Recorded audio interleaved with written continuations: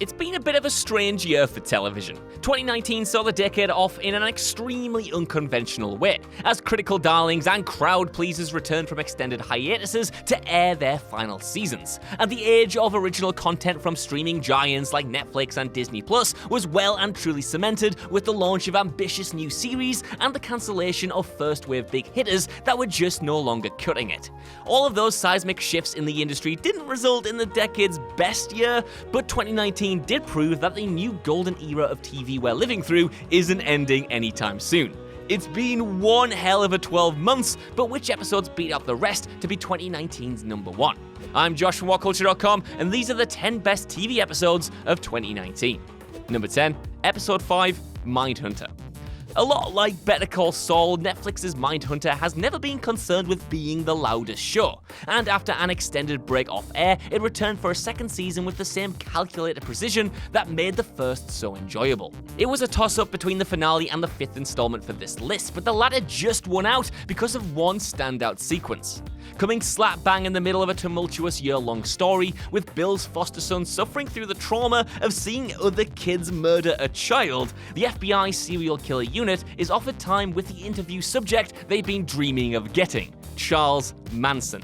It couldn't come at a worse time in the story though, and the character drama spills out during the course of an incredibly volatile back and forth, perfectly captured by director Andrew Dominik.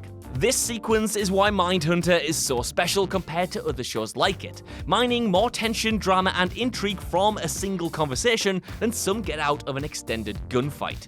Number 9, A Night of the Seven Kingdoms, Game of Thrones. While you could argue that Game of Thrones should certainly win an award for having the most episode of TV this year, in that a good chunk of its 8th season was comprised of spectacles the likes of which the small screen has never seen, it sadly made too many missteps to have many contenders for Best Episode. A Night of the Seven Kingdoms, though, the second episode of the season and least flashiest, acts as a glimpse of the stellar send-off Game of Thrones could have had this year. Unlike the rest of the run, which was rushed, A Night essentially acted as one big farewell for the cast we'd come to love over the past decade, allowing the characters to breathe and interact in a way that wasn't totally directed by the needs of the plot. For some, this was the last time the people they were following actually felt like the characters from the past 7 seasons, given space to indulge in some well-earned emotional crescendos, the best being Brienne's knighting. It's the kind of calm before the storm episode that Thrones always does so well, only this time with the stakes impossibly high, the writing on point, and still 4 episodes of possibility to come. Number 8, The Trial, What We Do in the Shadows.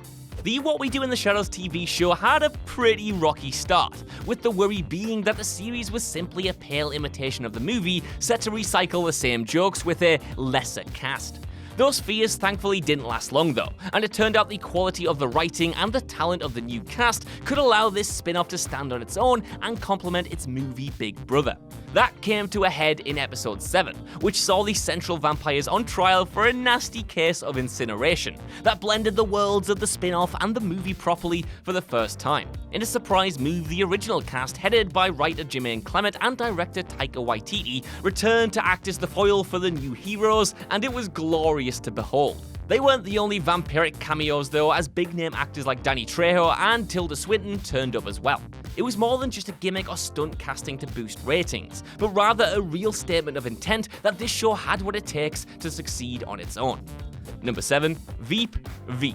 An Emmys mainstay and critical darling, there was a huge amount of pressure on Veep to go out on top when its final season aired earlier this year, especially after a 2-year hiatus where so much of the political landscape in the real world changed dramatically.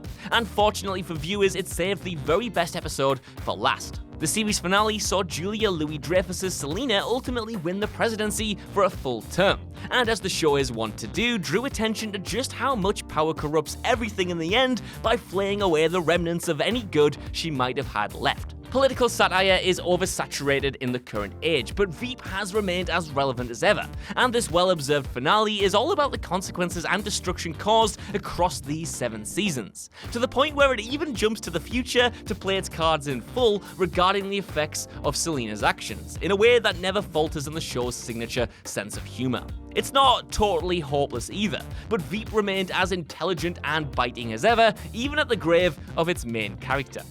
Number 6. The Face of Depression, BOJACK Horseman. Unless you've been living under a rock for the past few years, you probably know by now that Netflix's BOJACK Horseman has proved itself as one of the most important TV shows this decade, animation or otherwise. There have been plenty of standout installments, and The Face of Depression, the penultimate episode of this first half of the final season, sits right alongside the very best. This is an episode that trades on the baggage and weight both the audience and characters have amassed over the years spent with the show.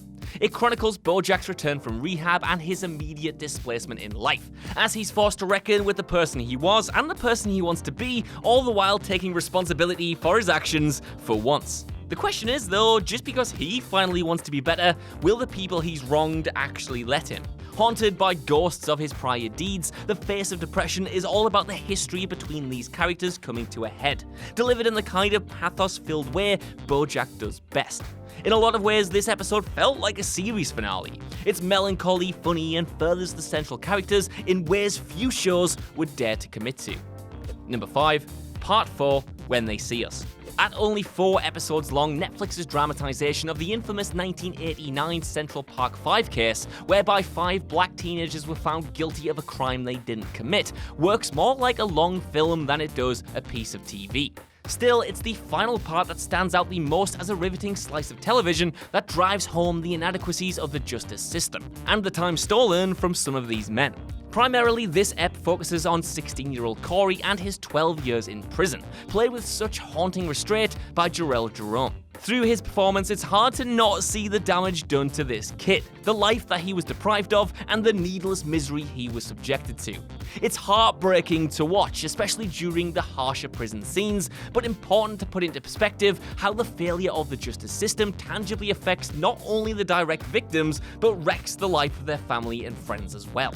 Of course, that pain does give way to a bittersweet and uplifting ending, one which caps off another excellent Ava DuVernay project. Number 4. VICHNAYA PAMYAT, Chernobyl. At the time of writing, the final episode of Chernobyl sits on a 9.9 IMDb rating, averaged out from nearly 50,000 votes. Consequently, it's safe to say that people enjoyed it then.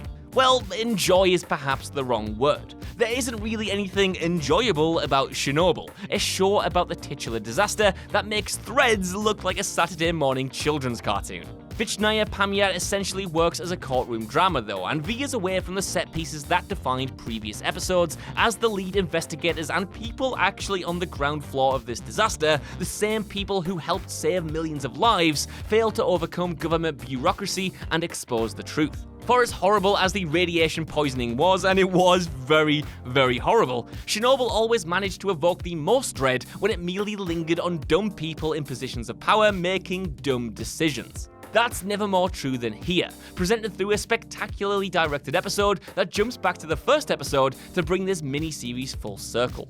Number 3. Actually, I'm going to hand this one off to Ewan because he can talk about Watchmen way more passionately and way more intelligently than I ever could, so Ewan, where you at? Watchmen! Anyway, thank you, Josh, for letting me be here today. Anyway, number 3, The Extraordinary Being, Watchmen.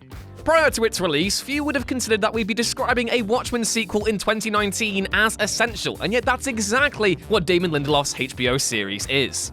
It's impossible to separate Watchmen from the controversy surrounding its source material, namely the fallout between DC Comics and the book's writer, Alan Moore, over what he sees as the misuse of his own creations. And it was no surprise that many greeted Lindelof's show with a huge degree of skepticism when it was first announced. Whatever doubts remained by the time the show's premiere aired were quickly assuaged by the end of the first episode, though. Watchmen immediately distinguished itself as a challenging and ultimately worthwhile continuation of the comic, refocusing more superhero satire of Cold War America on the nation's most important element, race, and the historic challenge posed by white supremacy. Watchmen has and continues to never miss a beat, but arguably its greatest moment came in episode 6, titled This Extraordinary Being. Directed by Stephen Williams, the episode sees series protagonist Angela Abar dealing with the effects of a heavy overdose of nostalgia, pills that enable people to unlock and relive previously hidden memories. The twist here is that it's actually her grandfather's nostalgia, who turns out to be the original Hooded Justice, the founding member and inspiration behind the Minutemen from the original comic. It's a technical and storytelling marvel, blending past and present together to deliver an emotionally devastating episode. all the while intermingling commentary on the racial dynamics of costume crime fighters and institutionalized racism. Simply stunning. Number 2, Episode 6, Fleabag. Fleabag is perhaps the most important TV show of 2019, sweeping the Emmys and causing huge upsets, and it's all for good reason.